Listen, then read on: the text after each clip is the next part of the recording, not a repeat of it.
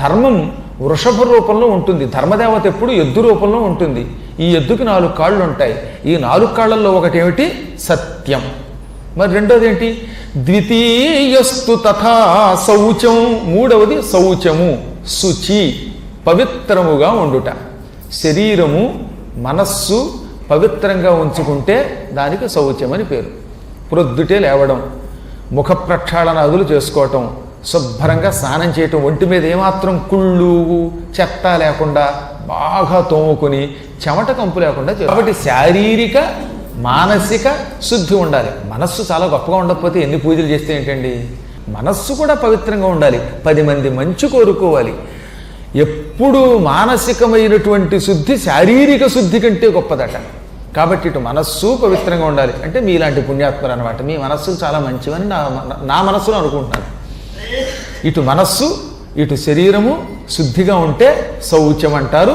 ఇది ధర్మదేవతకి 2వ పాదం.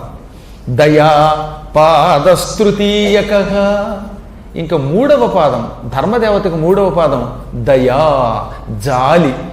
ఎవడైనా కష్టములలో ఉంటే వాడిని ప్రేమించడం కంటే అదృష్టం ఏముందండి? ఎప్పుడు ఎవరికి ఓపిక ఉంటే వాళ్ళకి సాయం చేయాలి. మన శరీరములో ప్రాణం ఉన్నంత వరకు అంతో ఎంతో పరోపకారం చేయండి. పాపం ఒక ఆవు నానాయాతన పడుతోంది, దానికి ఎంత గడ్డి పెట్టండి. ఎవరో పాపం ఆడవాళ్ళు నేల మీద పడిపోయి ఉన్నారు, వాళ్ళని వాళ్ళ ఇంటికి చేర్చండి. ఆడవాళ్ళే కదా, మగవాళ్ళు కూడా చేర్చండి. ఇలా ఎవరికైనా అంతో ఎంతో సేవ చేస్తే దానికి దయ అని పేరు. శత్రువైనా బాధపడుతూ ఉంటే మనం బాధపడాలి. రాముడు అలాంటి వాడు కాబట్టే రాముడిని ధర్మాత్ముడు అన్నారు. రాక్షసుల్ని బాణంతో కొట్టి తాటక ఒక నీచురాలు అందరి ప్రాణం తీస్తుందా, అందుకని తాటకని బాణంతో కొట్టి చంపేశాడు. ఆ తాటక బాణం దెబ్బతిని పడిపోగానే మాత్రం అయ్యో ఎందుకే ఇన్ని పాపాలు చేసావు, నా బాణం దెబ్బ తగిలిందా, ఎంత గెజగెజలాడుతున్నావు అని తాటక చచ్చిపోతుంటే కూడా ఏడ్చాడు ఆయన.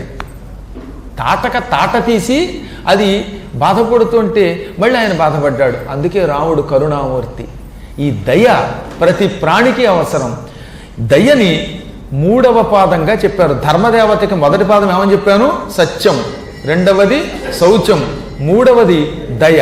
ఇక 4వది దానం పాదశ్చతుర్థశ్చ పురాణజ్ఞా వదంతి వై.